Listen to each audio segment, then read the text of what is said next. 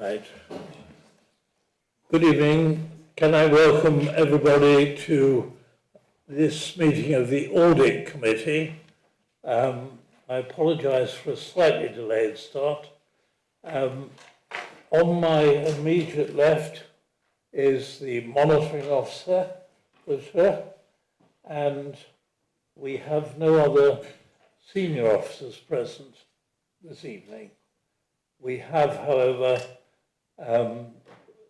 Joe Powell, who is a senior officer for a particular item, and various other officers who I identify as I go along. Can I ask you first about the minutes? Can I sign those as a true and accurate record? Yep. Proposed, seconded. Everybody agreed? Thank you. I will sign them at the end of the meeting. Are there any apologies for absence? There are no apologies for absence, Chair. Everyone is present except for Councillor Cooper, who is online. Yep. Yes, welcome, Councillor Cooper. There are various other councillors in attendance online. If they wish to speak, I will identify them at that point. Are there any additional agenda items? There are none, Chair. Thank you very much. Disclosure of interests and dispensations. Councillor Thomas. As the Chair of the Housing Company. Yes? Not too sure if this is relevant, but a member of Bexhill Town Council might be relevant in some of the, if we get into asset transfer. Yes, in which case I probably ought to identify myself as Vice Chairman of Etchingham Parish Council. I don't think it will be relevant, but just in case. Which brings us on to the first substantial item, the finance and procurement rules.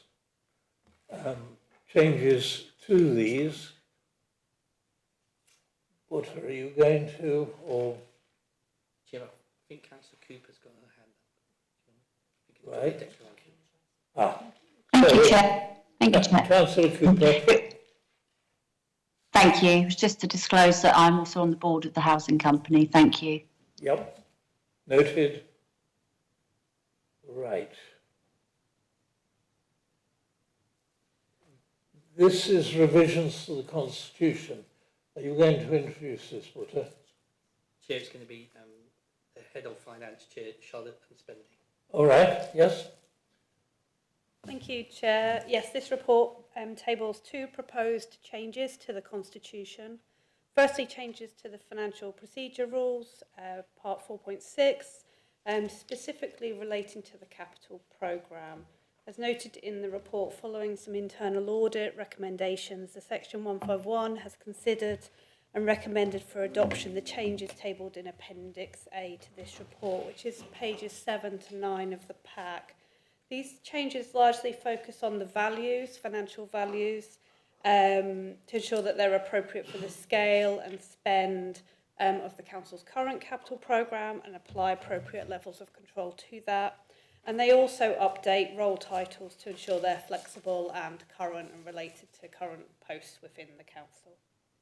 The second amendment proposed within this paper to the Constitution relates to the procurement and contracting procedure rules. That's all outlined in Appendix B of the paper, page 11 onwards. That simply updates those procurement rules to reflect the current legislation environment following the exit from the EU, and were drafted by the East Sussex Procurement Hub on behalf of the Section 151 officer. I'm happy, alongside Butter, to try and take any questions you might have. Thank you. Thank you very much. Are there any questions to Charlotte? Any points that people want to raise? Councillor Thomas. Chair, thank you. Very happy with all the changes in relation to personnel and also the sums of money. Perfectly reasonable, all of that. There was just one point, and I was just curious about it, which is that under 13.2, you've got the phraseology, an exemption can only be made where it clearly benefits the council. And I'm just wondering whether the language there could be expanded a bit, because the council's sort of moving towards policies of community interest, etc. And I wonder whether there could be some language there that just reflects that. It doesn't necessarily have to just benefit the council, it can benefit the community as well. So I'm just wondering whether just simply the council and or the community would be acceptable. I don't know what you feel about that. I'll perhaps defer that one to the MO for his view. Thank you.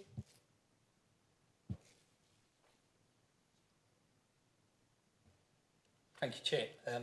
Just coming back to Councillor Thomas's point, whilst that's understandable, I think the council will always have to operate in the council's best interest, Chair. So I would advise the wording remain the same, Chair. Yes, Councillor. If I can just come back on that, I think the reason why I think that change of language would be a good thing is because I think people can have quite a sense that councils do not represent the community, they represent themselves.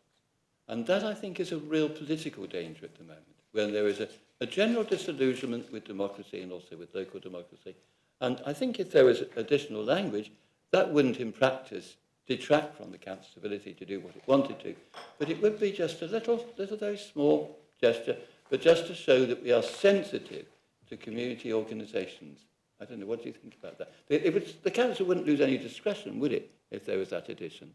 It could still decide for itself what it felt was in its interest and the community's interest. What? We are developing, and it's referred to in 6.2, a social value policy, which sets social value requirements. And there are 5 criteria in our devolution. So in a way, I'm struggling to find a form of words which, could you not simply say council and stroke or community? Charlotte? I think the challenge here is we are specifically referring to procurement regulations here. So obviously in a vast majority of guises, we would seek to benefit the local community in everything we do. Obviously, we have to uphold standards related to procurement. One, we have to operate within the legislative environment, but two, as you know, part of the external audit environment is to look at the value for money that the council has obtained through its contracts, and you'll receive a report in the December committee from external auditors reporting on their view of how we've performed in that regard. So I suppose we are not seeking to disbenefit the community, but with regards to procurement, we have to operate in a way that is appropriate for the council as a public body and the spending that it undertakes. So that's the challenge, I think, with adjusting the wording. Has to be in the council's best interests. Acknowledging that there is that social value aspect, which East Sussex Procurement Hub will be exploring further.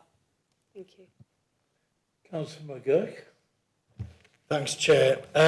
I can absolutely appreciate the point you're making, Charlotte, and this is very much about finances and being the responsible body for spending and for the budget. However, I think Councillor Thomas's point is well made, and I wonder if there's a form of words we can introduce there. I mean, I wonder if there's something about the Local Government Act that allows for balancing. I'm not a lawyer. I'm not a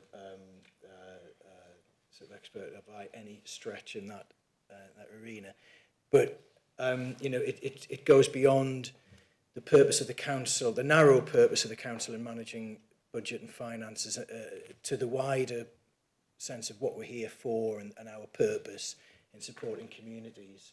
And I wonder if there's a way of balancing both aspects that are sort of contained just as a challenge to that particular paragraph. Yes, I don't think we can really drafting committee. Can we approve it as of tonight, but ask Charlotte to go away and think whether we can catch what is evidently a feeling of the committee and come back with a form of words at a later date. I think that would be the sensible way of handling this. Councillor Byrne, you wanted to speak or not? I've got a slight problem with this. When we're talking about procuring services, but we have a crossover when you talk about the devolution, I hate to bring this up, of the toilets in Bexhill to the town council, because that is devolution, devolvement, fine, there you go. However, part of that lease says that the person who takes them on will provide the public toilet facilities to the council during their business hours. So that contract seems to sit between the two things. In a way, it is procuring a service. Part of the condition of that lease is concerned with procuring a service. So one wonders just how much social... First of all, is that element of the lease going to be captured by this policy? Because it is providing a service, and therefore that service can be held up to the mirror of social responsibility, social value. But I'd hate it to get lost, because it is in effect a landlord-tenant lease, which is sort of outside this document.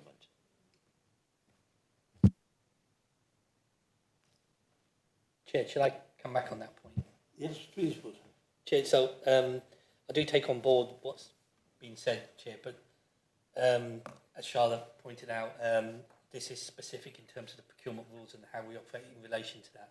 But if it's helpful, we can take this back to, I think it was Procurement Hub that drafted this, Chair, so we could take it back to them to see if there's any possible way that the wording could be tinkered to take on board what's been said. And if that is the case, Chair, then obviously it could be coming back to council, so any amendment will be evident within the council.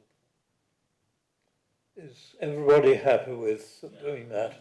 I think we've got to take a bit of time to get this right, but in the meantime, we need rules in place, and so we approve them as they stand, but ask Charlotte to take the point away and discuss with the Procurement Hub. Thank you very much indeed. I take it that all the changes are now approved. Can I have a vote in favour, please? Yep. That is carried unanimously. We now move on to the vexatious complaints. Andrew isn't here, I take it. No, Chair, so it's going to be Mark. So I will ask Mark Adams, who is, I think, ultimately responsible for this new policy, to introduce it. Thank you, Chair. Good evening, everyone. So this report introduces a much needed revision to our vexatious complainant policy, which is detailed in Appendix A.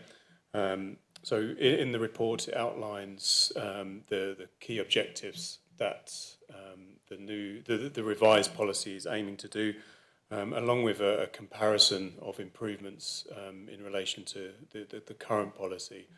So, you know, this is part of our improved information governance that we're looking at doing over the course of the next few months, and this is one of many reports that, you know, we'll be bringing in relation to either policy revision or new policies to improve our governance and strengthen our position on these matters. So I'm asking the committee to review the revised report and, you know, hopefully put that forward to Cabinet for approval. Happy to answer questions, Chair. Thank you. Thank you very much indeed, Mark. Are there any questions or comments? Councillor Thomas. Yes, I mean, I like the previous document. I should have said it at the time. I think this is another excellent document. I was very impressed by it. I particularly like things like the sentence, it's important to consider the merits of the case rather than the attitude of the complainant.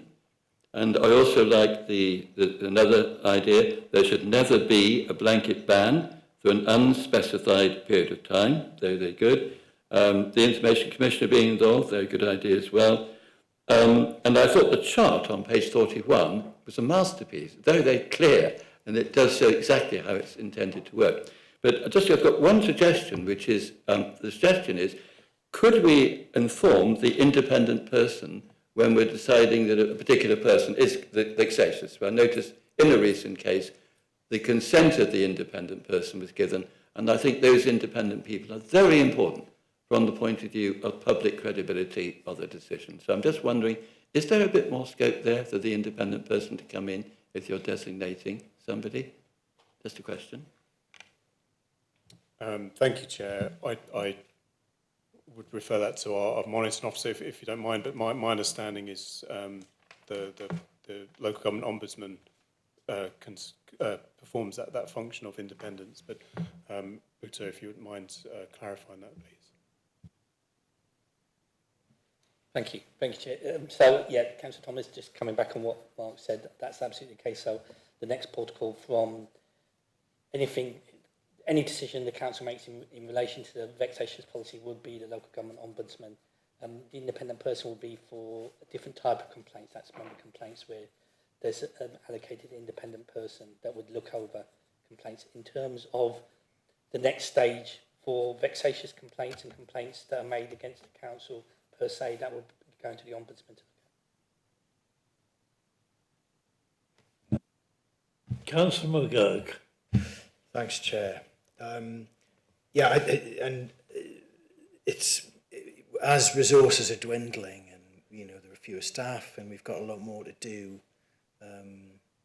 It's really important that we ensure we're handling complaints in a proportionate way, and I absolutely support robust management of vexatious complaints and identification of that, and especially zero tolerance of abusive behaviour and language towards staff. And we know, unfortunately, that there's an increase of a lot of that behaviour in our society at the moment. And so absolutely support robust implementation of the policy, and balancing the role of the Ombudsman in that oversight role. Do we know, I'm sorry if it's in there and I've missed it, but do we know how many sort of referrals to the Ombudsman are upheld from Rother, sort of roughly speaking? Has that gone up or down in recent times? I should probably know this from Overview and Scrutiny because I think it comes there. Chair, if it helps, so it comes to the Standards Committee now, and I think that a recent report went to the Standards Committee dealing with both member complaints but also complaints against the council and those that were upheld or not in relation to the Ombudsman. So the answer is I'm not sure off the top of my head, Councillor, unfortunately. Given that we have a number of neurodiverse individuals, I think it's the distinction you draw between the complaint and the complainant, I think, is a vital one, because I have known in the past complaints made in a manner which I would regard as vexatious, but the substance of the complaint was actually perfectly genuine. And so I think that's a very important thing for you and your staff and all officers to bear in mind, that they shouldn't lose sight of the substance of the complaint simply because they want to blank off the complainant because they're being, shall we say, troublesome when they don't even realise they're being troublesome. Councillor Thomas. Yeah, I think that's absolutely fair, and I'm very glad that that point was made about neurodiverse people, because there's going to be a motion coming before full council about taking account of the needs of neurodiverse people, whose manner might sometimes, to no fault of their own, as it were, be great problems. Just want to mention the very obvious problem and the importance of being aware of it, which is that, first of all, somebody might seem to you vexatious who would seem to themselves simply persistent. And sometimes somebody might be ahead of their time. For example, an environmental complainer, environment activist 10 years ago might have raised concerns persistently which were dismissed and which now we would regard as entirely valid. So I think there's the go. And the other point is you've got to make sure that it works well with your whistleblowing policy, because no organisation is perfect. No organisation is infallible. And so there's always the possibility that the council might make a mistake, not through malice or anything of that sort, but it might. And under those circumstances, somebody might want to be very insistent that they want to have that taken seriously. So it's got to be seen, I think, in that broad context. But nevertheless, I did think this was a very, very good paper, striking the right balance on that. Mark, do you want to comment before I call Councillor Byrne? I was just, yes, please, if that's okay, Chair. And, credit to this policy goes to Kelvin, who's on my right. And like I said, we've tried to make the policy as robust as possible. Like I said, we always value complaints. There's always learning in there. And this is just a policy that will assist in terms of dealing with those complaints that sometimes do need a bit more of a tougher approach, where it becomes detrimental to the officer and the council's time. And like I say, we'll always distinguish the complaint over the complainant. And it's not about making a person vexatious, it's about the subject of their complaint. So it's, highlighting where they're making a complaint about, and if that becomes vexatious or persistent, following our correct procedure, so through stage 1, stage 2, through the Ombudsman, that's when we can look at how we can effectively protect officer time in dealing with that. But like I say, credit goes to Kelvin for writing the policy. And like I say, we always, with equality and diversity, awareness of neuro diversity is a lot more, becoming more known about, and that understanding is improving. And like I say, we're very well versed in terms of looking at that distinction between between the persons, how they act in terms of what the complaint's about. But thank you for raising that. I think it's a really important point that it is. So thank you. Before I call Councillor Byrne, Butler wants to have a word. Thank you, Chair. Just coming up on one point that Mark raised, and coming back on Councillor Thomas's earlier point, apologies, I should have also said that not only is there the local government ombudsman, but there's also the information commissioner in terms of the types of complaints. So we do have those independent bodies involved if need be. Thank you, Butler. Councillor Byrne. Thank you, Chair. I believe, talking really about the amount of vexatious complaints, we also, on Standards Committee, were hearing about the number of Code of Conduct complaints that were coming in from parishes. And I believe you were going to address those by taking this out to the parishes and making them more aware of our procedures. I wondered if you were going to do something similar with the vexatious complaints, such that parish councils could be more aware of what we consider to be vexatious and what we don't, and how it's handled, and how, as we've said, every complainant will be treated with respect, but within the grounds that you've laid down and the rules that you've laid down. So is there a similar, do you intend to take this out to the parishes in the same way as you are the Code of Conduct and Standards report? Thank you, Councillor Byrne. Chair, as part of this policy, it goes hand in hand with awareness, making staff aware, making members aware. And what we'll do, we'll seek to look at, a wide range of avenues that we can undertake, and we'll include parish councils and town councils in relation to awareness and what it means for them and as a district council. So yes, absolutely. Happy with that? Yeah. Yep. I did just want to point out that I thought the idea of taking standards complaints, because we were getting a lot of them, making the parish councils more aware of Code of Conduct and the rules regarding and how they should handle that. I thought this was another instance where at the same time making them aware of the vexatious complaints procedure was an opportunity, and I'm glad to hear that you've taken it on board. Thanks, Mark. Councillor Biggs. Thanks, Chair. We've got our parish council meetings coming up next month. I've got 5 I'm going to. So can I tell them this what we got on this here, I'm allowed to tell them that you are now coming out to them with this that's on here, or not?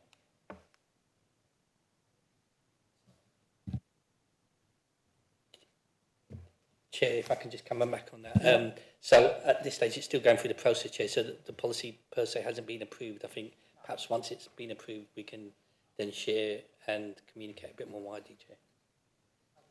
Okay, because obviously being that the councillors for the parishes, we have direct dealings with the parish clerks and everything, so it's a good communication to come for us, and we actually speak to them when we have our meetings. So if you could, be good when we get it. Thank you, Chair. I was just going to replicate what Britta said in relation to the governance process of taking this policy through hasn't completed, but as soon as it goes through cabinet and full council, then we'll look to include that that reach of awareness. Thank you. Thank you for that, Mark. Can we resolve that the revised vexatious complaints policy be recommended to cabinet for approval? Those in favour, please show. That's carried unanimously. Thank you.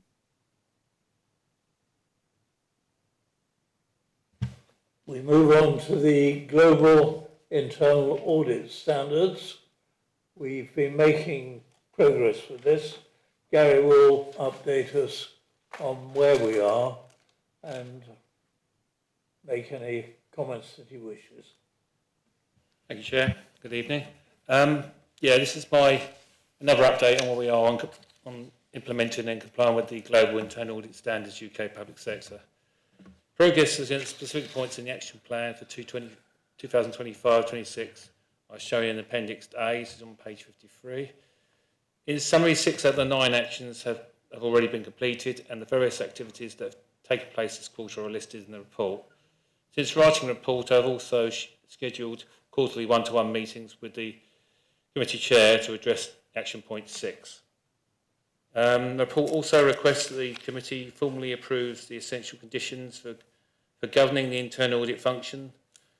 These were previously discussed and agreed in an informal meeting on the 9th of July, and they are set out again in Appendix B, which is on page 57 onwards, for transparency. I think that's all I need to say. I'm happy to take any questions.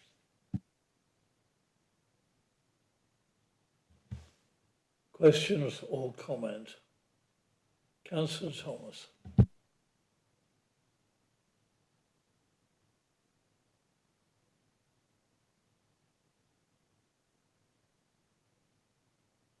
Sorry. You say with item 9, you're awaiting the team performance measures. Can you say a bit more about that, please? Yeah, for a chair, certainly. Every year I report performance measures in part of my annual report on what the internal service has been up to in the year. But I've never given you the opportunity to say whether you agree with those or you want to add anything to them or change them. So in the March committee, just before the new financial year, I will say these are what I propose to measure. These are other things you could potentially measure. Let me know if you want to change any of them, and then they'll agreed it with the committee, which is a requirement of the standards. So, thank you very much. Thank you, Councillor Thomas. I'm taking it that everybody is happy with this, and we can not only take note but approve all that Gary has done. I do congratulate him on really making sure that this function is properly handled. Everybody happy with these standards? Thank you.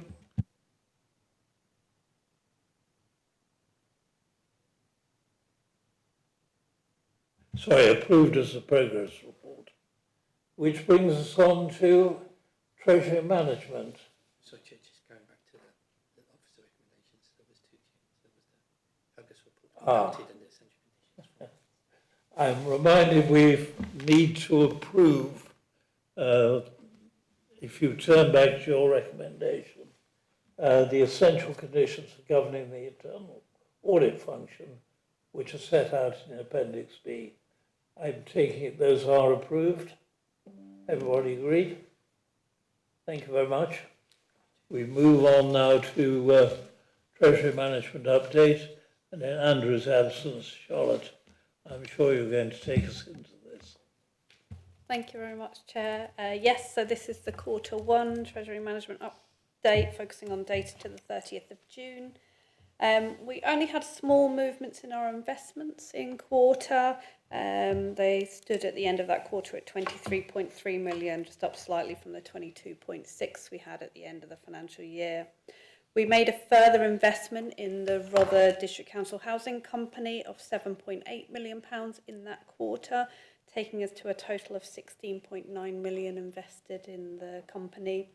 And we anticipate additional borrowing by them of around £9 million later on this financial year.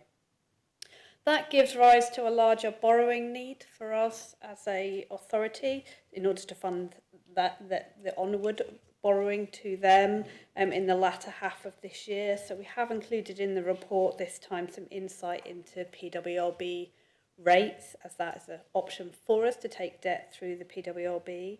Our borrowing is likely to focus, though, on the more shorter term debt, 5 years or less. That's for a number of reasons. One, the longer term borrowing rates, PWB borrowing rates, are extremely high currently.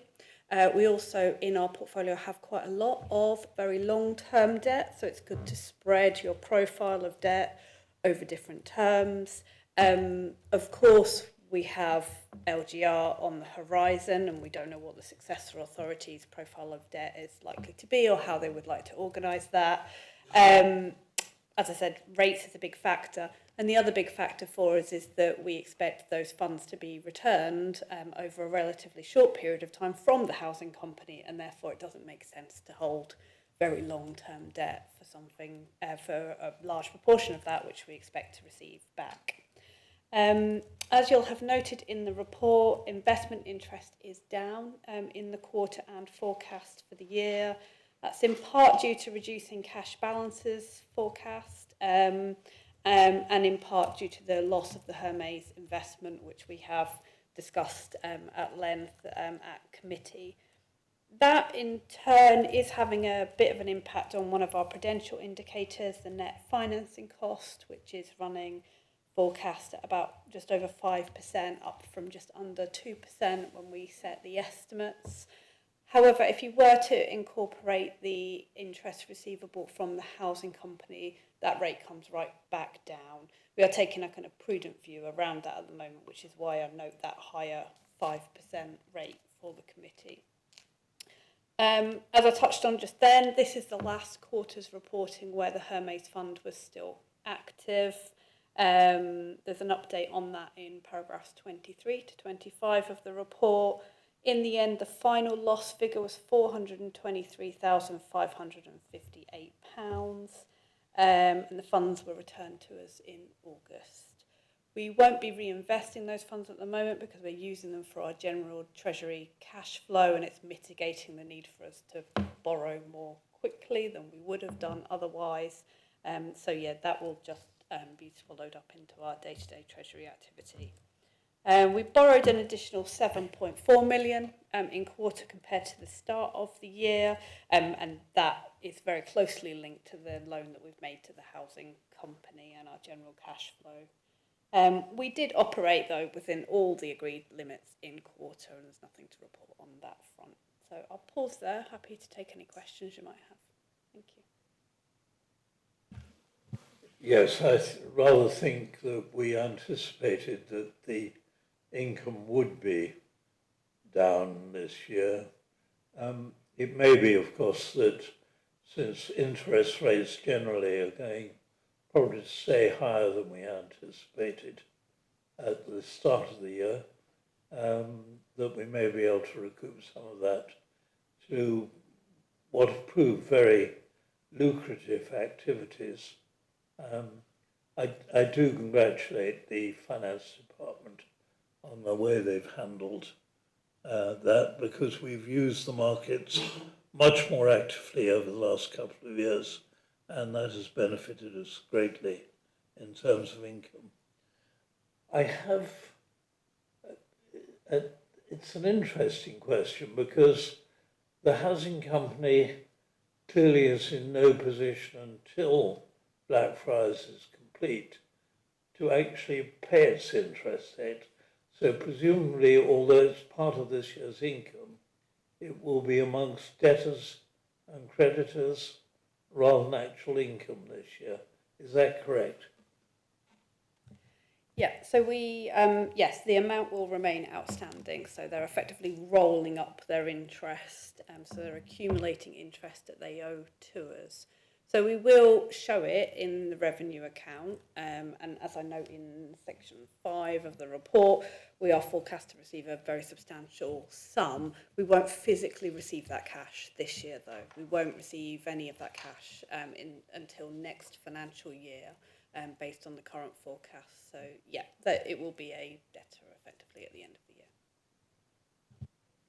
I'm very struck by the fact that we have a number of new members on this committee. I think it would be quite useful when we have a quietish period if we just had an update on the housing company from the audit point of view. Obviously, the performance of the housing company is a matter for overview and scrutiny, but we really could learn, I think, with advantage how the housing company finances are going to be handled until it builds up a capital sum of its own instead of relying solely on borrowing from the shareholder. We have, of course, created a new mechanism in the shareholder subcommittee. And we must be careful not to trespass too far. But I think a number of members probably need to understand more about the purpose of the housing company and the way it's financed. Yes, thank you, Chair. Yeah, the Audit Committee will actually see a number of items around that in the coming months. So Gary's team, they're currently undertaking a internal audit on the governance of the housing company. And as I mentioned, we have probably the next committee, although we may need an extra committee for the timing of the audit. We'll have the VFM audit, and they are again taking a look at Blackfriars and the housing company because it's a large scheme for the authority. So we'll see that both through the lens of the VFM audit and through the lens of the financial statements and the consolidation of that entity into our own financial statements. So there'll be quite a bit coming forward, probably into December, maybe into January. Thank you for that. Councillor McGurk. Thanks, Chair. I really welcome the focus on audit of the housing company. That's a really positive thing for the future, direction for the future. I'm just noting that I think 17 million is now loaned to the housing company, and that's up, nearly 8 million since March, and total council debt is now 36 million. That's a sort of similar amount in the last 3 months, as you've explained, Charlotte. And net financing costs have risen to 5% against a budget at 2%. So just wondering how we, in terms of audit and looking at our sort of risk and signing off the risks that we are seeing, because it looks like, tell me if I'm wrong, it looks like we're increasingly reliant on the housing company, which we expect to perform well, and it's doing well. It's ahead of schedule, so I understand in the work that it's doing. So just in terms of the assumptions around risk, is that something we are focusing on in terms of audit, and will that be covered in the future work you were just talking about around auditing the housing company? So certainly the VFM audit will evaluate that picture. Anna obviously takes oversight of our own internal risk register, and I know we have had a number of conversations in the recent reviews of that around the housing company, and the nature of the risks we're exposed to there. Sorry, I just thought of something else, but it's just got straight out of my head. The SEC will be managing. Yes, and the SEC will see sight of an assessment of risk at their meeting in the new year, won't they? Yes, that's right. The executive subcommittee. Oh, Powell. Excuse me, Joe Powell. Yeah, thank you, Chair. So the executive committee that has been set up by Cabinet will be reviewing risk in a quarterly basis. Their first meeting is on the 15th of October. So that should provide a lot of openness and transparency. There is a challenge with the interaction between the various committees to this end with the housing company, I think, and it is important to try and focus our attention there so that it's clear about where decisions are being made. And there is an annual governance report that comes here, which we propose to continue to come here. And I wonder whether appended to that could be the more detailed information that the SEC will be seeing on a quarterly basis, because otherwise there's a danger of us setting up a duality in terms of approval and oversight. And I think this, going back to the Constitution, the real sort of scope of this committee here should be try and keep itself focused on that governance aspect, which I'll defer to the MO really in terms of if there's any different view to that, but it would be helpful to try and focus on that. And of course, finance is a big part of that, but I think the detail could be appended, basically, rather than duplicating. Yes, we have a dual function, obviously looking at governance and looking at risk, and that we've got to keep our attention focused on that and not try and do the shareholders' job. I think I ought to just correct Charlotte, knowing a bit more about the history. The project is quite a long way behind where it should be, but that's largely down to not the housing company, but the building of the road, which was, of course, undertaken by Rother itself. And that proved to be a very much more difficult task than was ever anticipated. So everything is running a bit late.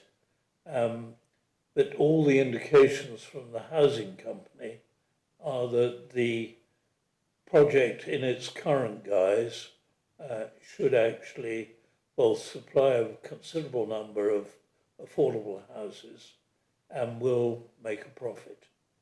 Clearly, that does inform our view of risk, and I think the whole thing looks a lot less risky than it did 18 months ago.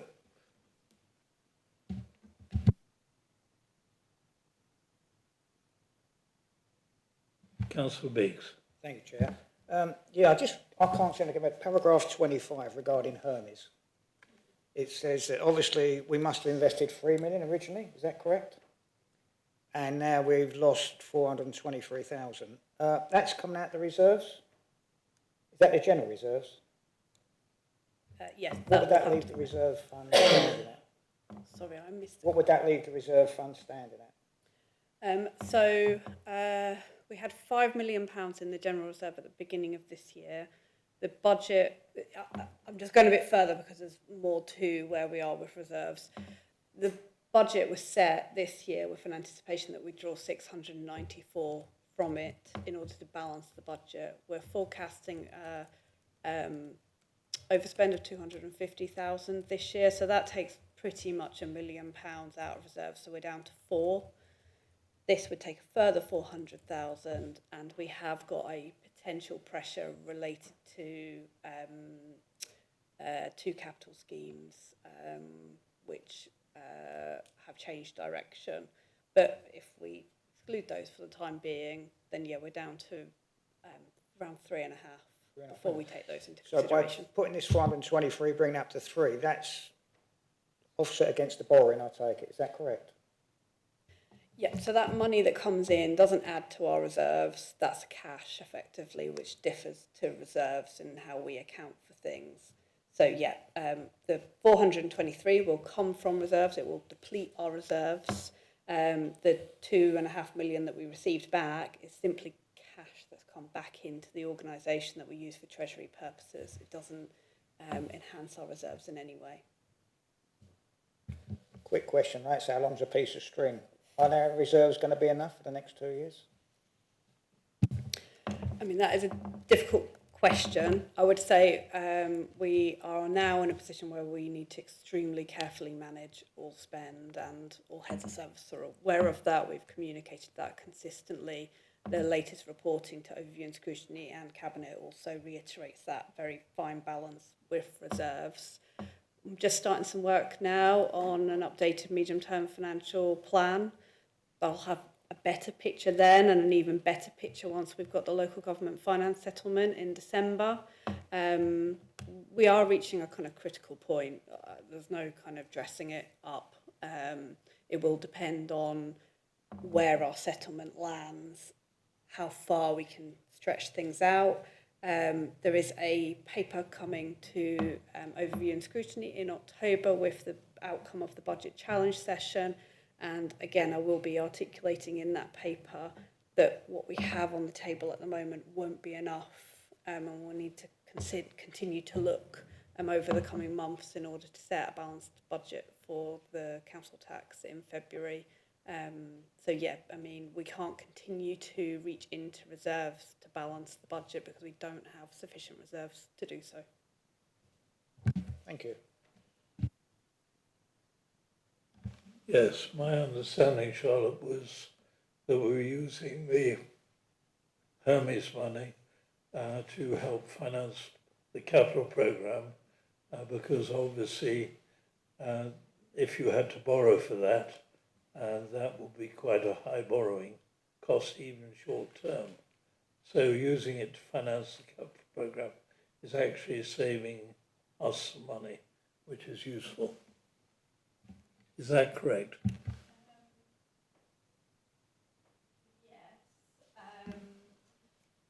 So our capital programme is largely... Could you switch your microphone on? I'm sorry, I thought I had. The capital programme is largely funded from grants and borrowing. We will be using that cash injection that we've had to minimise the amount of borrowing that we're incurring. It doesn't directly fund it because it's just, we call it internal borrowing. So it's money, cash balances that we have that reduce the volume of external borrowing we need to do. Those capital programmes still remain funded by borrowing, but we're using internal borrowing in the first instance, which is always a good idea because that's always cheaper, or almost always cheaper. Thank you. Yes, I wasn't implying we didn't need to borrow at all. Sorry if I was misunderstood.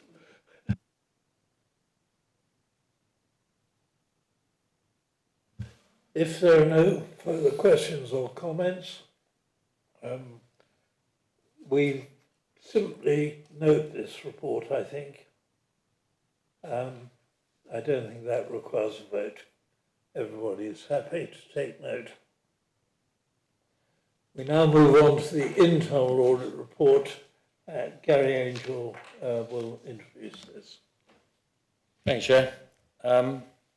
This is my usual quarterly report. We issued 2 reports in the first quarter of 2025-26. Those reports were creditors and the estate's income follow-up. The creditors audit received a substantial assurance rating, and the estate's income follow-up only received limited assurance. Whilst it's not a good outcome for this second audit, it at least is an improvement on the July 2024 estate's income audit, which received a minimal assurance rating. The executive summaries for both these audits are found in Appendix A, which is on page 87 onwards. The report for the estate's income follow-up audit was issued on the 24th of June. I have received further information from the estate's team since then, so I only thought it fair to update the position as it was at the 3rd of September, and that's in the green box on page 92. However, since writing the update, I've taken a closer look at some of the information provided, and I would like to change the figure quoted for the number of cases outstanding since 2024-25 from 16 to 20. Whilst the rent reviews may have been conducted in all 4 cases reinstated, two are yet to be invoiced for the new rent, and the other 2 were invoiced, and then the invoices were quickly cancelled because the amount was disputed. I don't consider the new lease or rent review to be complete until we have invoiced the tenant. In addition to the 2 audits mentioned above, the consultancy review for the council's interim workforce was also completed during the quarter. The results of this review are outlined in the report, and the new guidance for managers called recruiting agency or interim workers and engaging with agencies, interim workforce, has since been produced and is now available on Teams. I think it's yet to be signposted to managers though. Implementation of the audit recommendations, as usual, each quarter I follow up audit recommendations and hopefully get rid of a few. The progress on the outstanding audit recommendations is summarised in Appendix B on page 93. 2 sections there, old years and latest year. The old year, we are now down to 10 cases outstanding, as another recommendation has been resolved since the report was written. This is a reduction of 3 recommendations since the last quarter. Most of the remaining cases relate to 23-24, but there are also 2 older cases. Whilst action continues to be taken on the old year recommendations, several are now near completion. Overall progress remains slow. Now on the last year recommendations, these are the ones in 24-25. Good progress has been made on those, and most of the 14 remaining cases are now work in progress. So that's my overview. Happy to take any questions. Thank you, Gary, very much. Councillor McGurk. Sorry, keep seem to be putting my hand up quite a lot tonight. I'm just kind of taken aback by the 2 million figure for interim staff. Is that in 1 year, Gary? So because I'm just wondering how, I mean, I know this is audit and maybe this is not the correct question for audit, but I'm just wondering how we are using things like executive search agencies and this kind of thing to find even temporary contractors on a contract rather than an agency sort of interim basis to avoid those costs, because that seems like a huge amount. I know that I'm not unrealistic about the cost of interim contracts, because as you know, I need to express an interest. Actually, I've worked as an interim worker myself in local government, so I know exactly what that's about. But for a council the size of Rother, that just seems like a hell of a lot. Yeah, I'm not sure you can answer that, but can you do your best?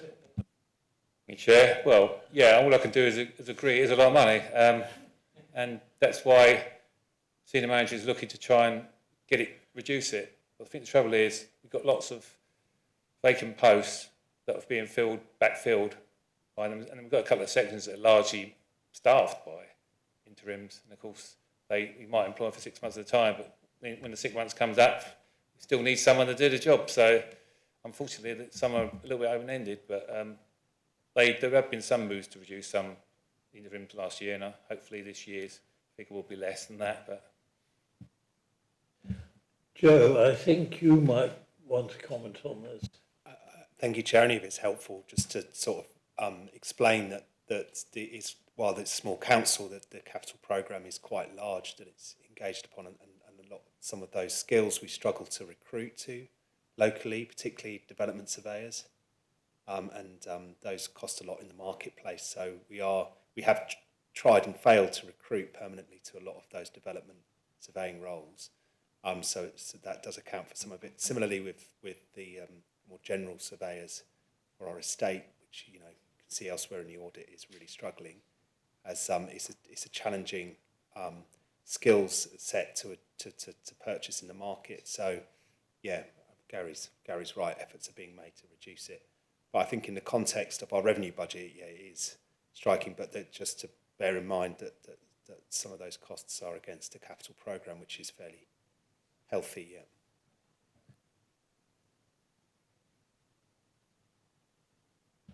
Sorry, Councillor Wiggay.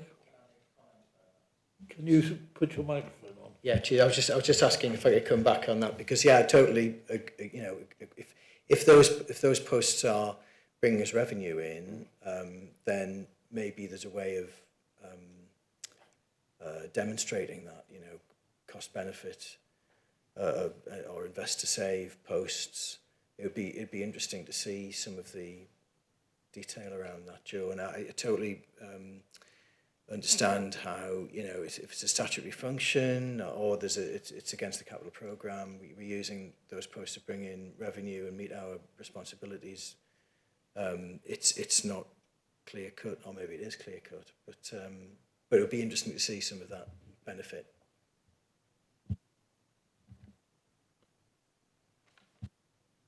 No further comment. Well, indeed. Well, I can certainly. Well, I was hesitant because of it's really our colleagues in the development team that were best placed to do some of that work. But we can certainly look at demonstrating the value in the delivery of those capital programme projects, which I'm sure you're aware of, including Blackfriars, that's been mentioned today by Degrees, and the oversight of that requires specialist input, and our own estate service. You will have seen in the performance report that went up to scrutiny recently, so it is monitored there, our estate's income generation as well. Councillor Thomas. Thank you, Chair. I'd like to follow up that point which Joe's made, which I think is a very important point, namely that the council might be in need of particular expertise. For example, to do the evaluations in respect of biodiversity net gain. You may need to bring people in to do that who will know what's involved. Equally, with the asset transfer, you may bring in people with commercial expertise, and that may not be available within the council. So it would be useful, I think, this committee, this audit committee, to have figures for how many of those people are agency workers who are doing roles which would otherwise be done by an ordinary employee of the council, and how many of those bring a particular expertise and professionalism to the council which would otherwise not be there. So that would be an interesting figure, as would be a figure for an estimate of the financial difference they might make in a positive way to the authority. Because somebody might cost $1 million and save the authority $5 million. So it would be interesting to see the other side of the balance sheet so we can estimate the real value of people in that category. Thanks, Chair. Do you want to comment on that, Joe? I think the point may be worth pursuing outside the committee for the moment. I don't know whether we can break down the figures in that way, but a good deal of work has been done to reshape the capital programme and get a proper grip on it. And some of the outside appointments were very germane to that work and have really benefited the council. That I do know. But we are having difficulty with recruitment, and that's a costly business. But of course you do save on things like pensions and various other things. So the figures are always a bit more complex than at first sight they appear.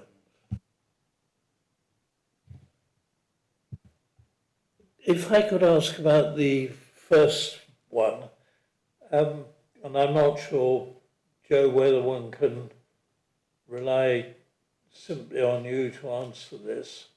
There seems to be a general sloppiness around. Nobody is against the use of credit cards, and we realise why a large number are appropriate. But there appears to be a certain sloppiness about some people's use of them. Can you update us on what is being done about that in the absence of Andrew, or not? Charlotte, you can do it, can you? I can do my best. Thank you, Chair.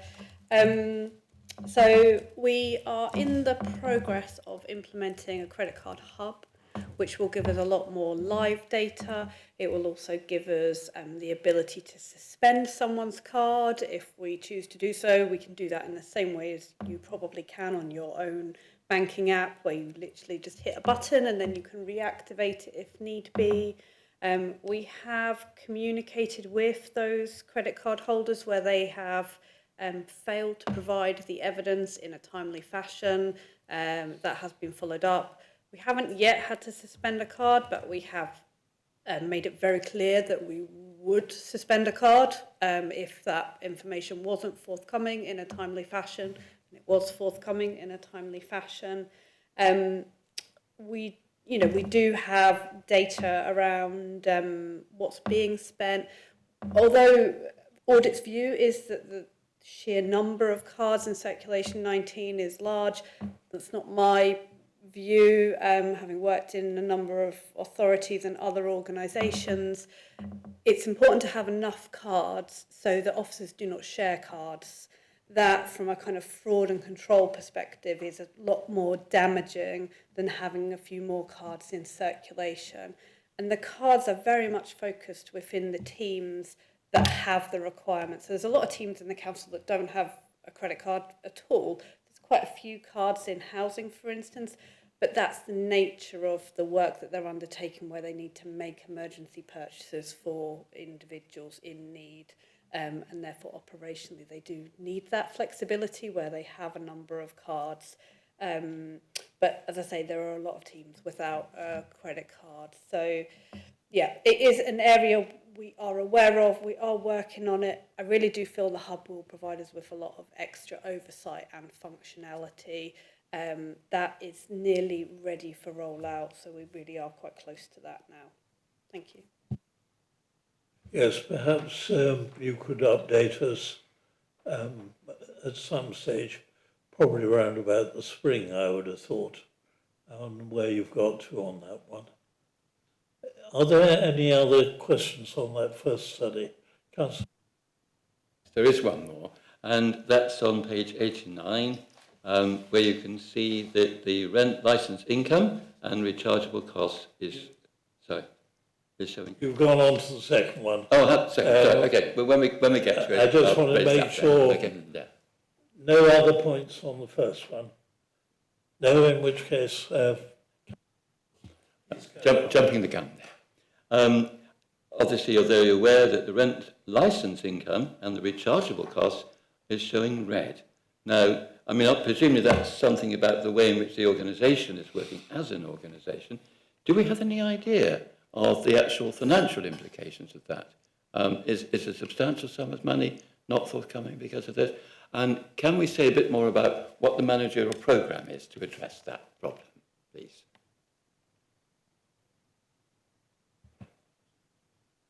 Charlotte and then Joe, I think. So there is financial information included in the overview and scrutiny report around where we are in year, around the work of the estates team. I don't have that to hand right now, but that information is publicly available. In terms of kind of historic debt, I would have to obtain that information and come back to you, so I can share that with the committee offline tomorrow if that's acceptable. In terms of management action, that's really more for Joe. Thank you. Thank you, Charlotte. So, shall I come in, Chair? Yes, please, Joe. Yeah, on the rental income, we are targeting our 2% uplift. We did make a commitment in the Star Chamber last year on the, which has now changed its name, and it now escapes me. Budget Challenge. To make savings, essentially. That we would increase our concessions up to £50,000. Now, that was reliant on the devolution or marketing rather of former public conveniences, which have been are still proceeding but have taken longer than was originally envisaged. So that is offsetting some of the growth in income. But to put it into context for you, we expect across the estate to have a 2 to 3%. We're hopeful for 2 to 3% uplift on last year. Obviously, only when rent terms come to their end can we renegotiate them. So we are limited in pace to that degree. So on average, we're achieving around 15 to 20% uplift on each renegotiated rent, and that has the effect of raising it by 2 to 3% across the programme, but it is offset by challenges with voids, for example, repairs such as the colonnade, which have left voids on our income projections. So it's a challenging picture, but we now with the new database in place, I think we have a much better grip of the data and understanding where the weaknesses are, and we are getting through these processes, but it has been extremely challenging when you consider that up until 2024, August 2024 or thereabouts, we had one surveyor and one interim operating the estate and operating the corporate development team projects. We now have in excess of 10 people doing those roles, much more effectively, but it takes time to repair.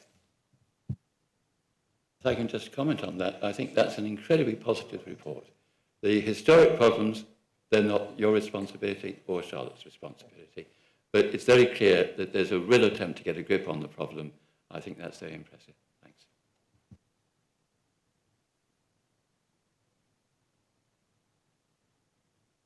Councillor Beeks. Yeah, thank you. Considering what Charlotte was saying about the financial position of the council, when I'm reading backlog of expired leases and outstanding rent reviews, it doesn't actually make great reading, especially paragraph 3 where it says estates need to take steps to improve the process, otherwise there's a risk that the council may continue losing income. If I remember rightly, Audit's done it a few meetings ago, we had over £600,000 outstanding. Do we know what figures we got with these rents that we haven't collected and stuff? I don't have those figures to hand, so I can give them to you offline, but we are working through. They're extremely challenging negotiations because they're disputed. So it's not a simple case of just invoicing and then waiting for the money to come in. So that it's often in dispute, and we're having to make a decision on terms of the value, often about whether to take it further through legal action or whether to, cut our losses. Some of them go back to COVID, so it's indeed confused by that period and the challenges people are under. I am. It's regrettable that we're in a position where the estate finds itself in this position with these historic arrears. It does speak back to a former culture where those were not managed effectively.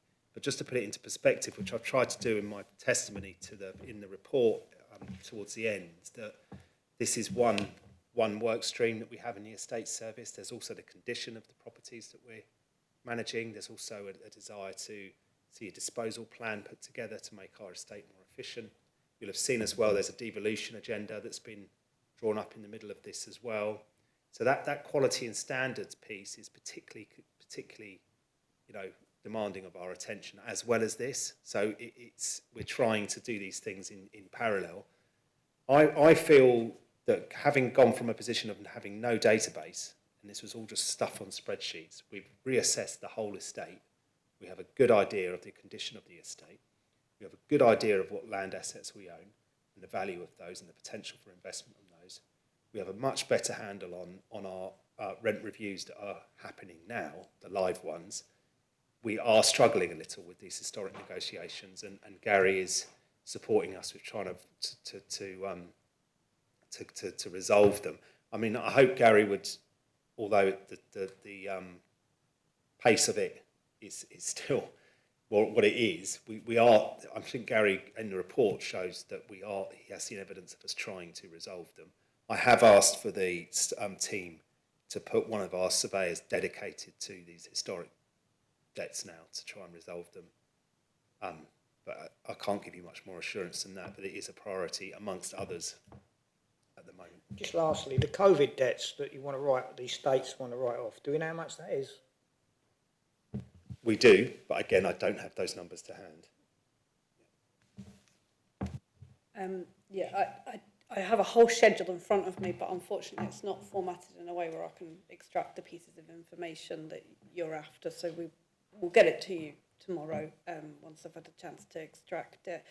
The only thing I just wanted to add is we have also been investing additional resources in our accounts recoverable team themselves. So it's not huge amounts of resource. We've gone from 1 officer to 2 officers, but still, you know, it's progress. And next month, October, we are commencing monthly meetings between that team and Joe's Estates team to make sure we're having kind of regular dialogue in person on each of these debts to try and move things forward. So there is a lot of things we have moved forward, but I do feel like that regular dialogue will also help push the picture on. So thank you. Yes, I think we're in slight danger of focusing on what remains to be done. I think we ought to express our appreciation of the enormous progress that has been made and the new system that's in place. There are obviously a number of things which Gary is still chasing. It would be good to get out of the way, the backlog of cases. It's always difficult to get rid of a backlog when you've got new cases arriving the whole time. But if that dead weight could be removed, I think it'd be very useful. Gary is going to revisit this later in the year, so we will have a chance to see further progress. And I think we'll look forward to that. In the meantime, if Charlotte and Joe can let us have the missing figures outside the committee, but I think all members of the committee would like to see those. Thank you very much indeed. Which, Gary, you wanted to comment? Yeah, just to manage your expectations, Chair. When you say I'm going to look at it again this year, when I follow up the audit recommendations, I will be asking for an update on the backlog. I ask them for a breakdown of the cases, not just the total number, one by another each case. And we'll probably be doing another audit on this next year as well, till I'm satisfied that because just remind, these are old cases. They're getting new ones on top. We haven't looked at those. Are they moving forward? I don't know. But wait and see. So more to come on this. Yes, I suppose the other thing on which we would like information is who authorises the write-off of the COVID debts. Because there appears to be a bit of a difference of opinion on that one.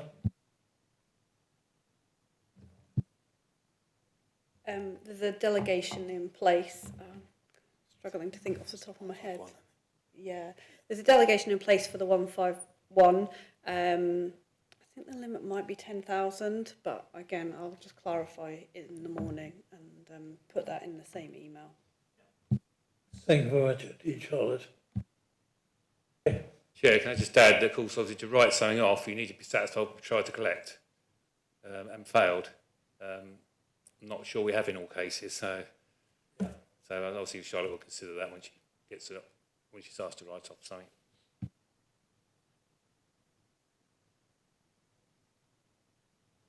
I think all we're asked to do is to note, but we will minute that we've asked for further information to be circulated. And we've noted also that Gary will be updating us on certain aspects of this report. So I'll ask it to be minuted in that form. Can we take note of the report? Thank you very much indeed.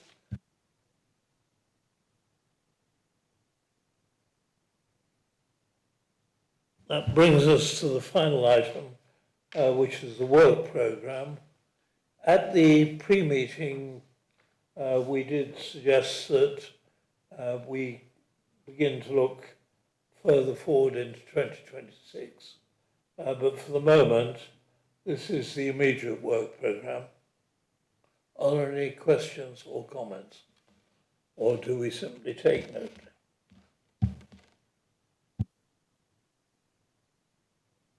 Everybody is content with that work programme. In which case? Sorry, Chair, I just wanted to flag one thing. Last week, the external auditors indicated that they may require an additional meeting.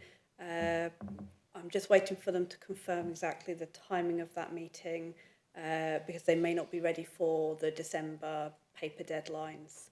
So it would likely be later in December or in January, depending on their availability and, of course, the chair's agreement to an additional meeting. So I was just flagging that. Thank you. Thank you for that.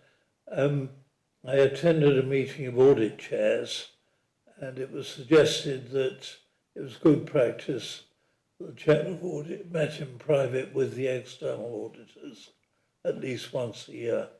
I wonder if that could be arranged at the same time. Thank you very much indeed.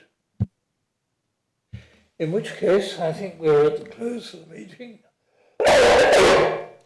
No further business. So I declare the meeting closed at 7:50. Thank you all for your attendance. I apologise for my hoarseness.